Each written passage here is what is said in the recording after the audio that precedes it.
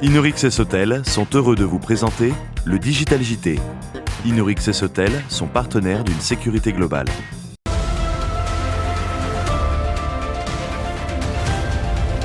Bienvenue dans ce second numéro d'octobre du Digital JT d'Agora News Sécurité. Bonjour à tous et bonjour Patrick. Bonjour Mickaël. Alors dites-nous quels sont les principaux titres de ce numéro. Alors, of course, les voici, les sanctions contre les sociétés chinoises de sécurité, la suppression de l'INSJ et le premier congrès du GES. Alors Patrick, le feuilleton des sanctions américaines connaît de nouveaux épisodes. Ah oui, effectivement. Parmi les sociétés chinoises dans le collimateur se trouvent tout simplement les deux leaders mondiaux de la vidéosurveillance, c'est-à-dire Hikvision et Dahua. Il y a aussi d'autres sociétés qui sont spécialisées dans la supervision vidéo et l'intelligence artificielle, comme Megvii, SenseTime, eFlyTech et Yitu. Alors, quelle est la nature de ces sanctions américaines ? Alors, elles ne pourront plus importer de matériel ou de logiciel depuis les États-Unis, à moins d'avoir une dérogation spéciale. Elles sont d'ailleurs en train de s'organiser pour être indépendantes vis-à-vis de leurs fournisseurs américains. Alors, pourquoi les États-Unis prennent-ils de telles sanctions ? Ils accusent ces sociétés d'être impliquées, je cite, dans les violations des droits de l'homme et la surveillance high-tech mise en place contre les Ouïghours, les Kazakhs et d'autres membres des minorités musulmanes. On est donc passé à un autre stade de la guerre commerciale entre les deux pays. Oui, pourquoi cela ? Eh bien, rappelez-vous, dans notre dernier Digital JT, nous avions déjà évoqué ce sujet. Mais à l'époque, il s'agissait d'interdire à ces sociétés chinoises d'équiper des agences fédérales américaines, comme le FBI par exemple, au nom de la protection de la propriété intellectuelle des États-Unis. Cette fois, c'est au nom des droits de l'homme. Et l'on ne voit pas très bien les Chinois changer sur ce plan. Hein. Oui, extrêmement sensible. Oui. Oui. C'est sûr, Patrick. Alors, maintenant, revenons en France pour parler quand même de l'info. C'est la suppression de l'INSJ, tout d'abord. Et dites-nous qu'est-ce qui s'est passé, pourquoi on supprime l'INSJ ?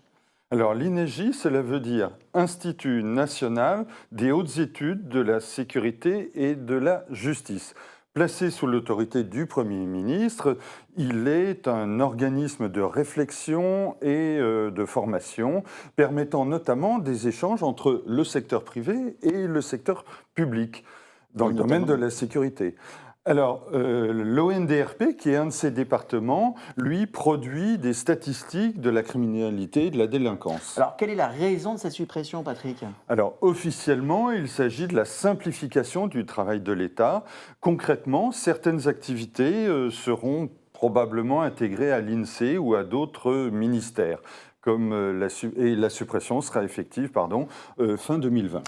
Très bien, Patrick. Bon, maintenant, autre sujet d'importance, on va continuer par le congrès du GES.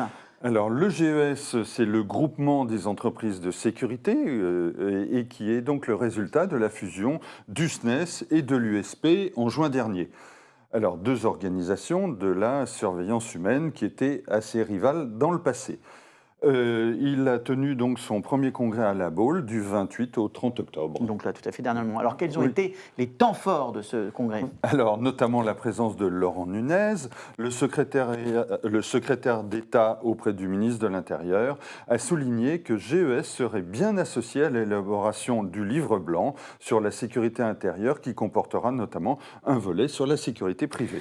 Alors, 6 mois après, où en est la naissance 6 mois après la naissance, qu'en est-il du GES ? Alors, il est composé d'environ 140 sociétés adhérentes. Il a trouvé des locaux, il emploie 2 permanents, va recruter un juriste, travaille avec un lobbyiste et a mis en ligne son site internet tout dernièrement, fin octobre. Bref, il est devenu opérationnel. Très bien.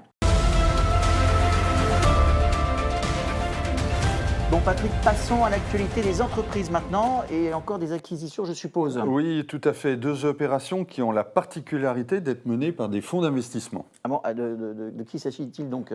Alors tout d'abord, le fonds BI Capital prend 56% du capital de NEDA France aux côtés des managers de la filiale française de ce groupe néerlandais qui est spécialisé dans le contrôle d'accès. Absolument. Alors, un groupe étranger qui cède sa filiale française, ce n'est pas très courant.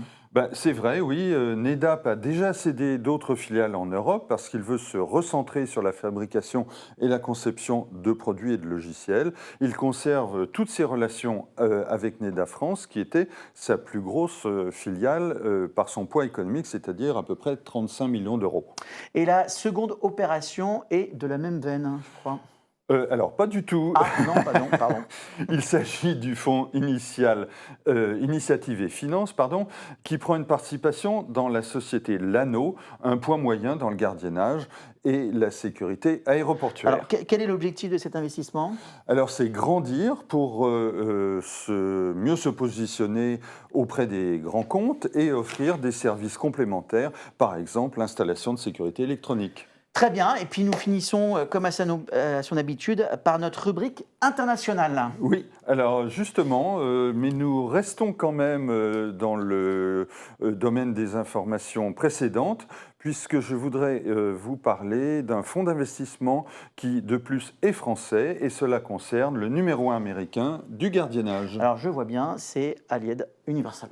Exactement, Michael. Wendel donc, a pris le contrôle d'Allied Barton en 2015, qui a mené de très nombreuses acquisitions qui ont fait passer le groupe d'à peu près 2 milliards de dollars à 7 milliards.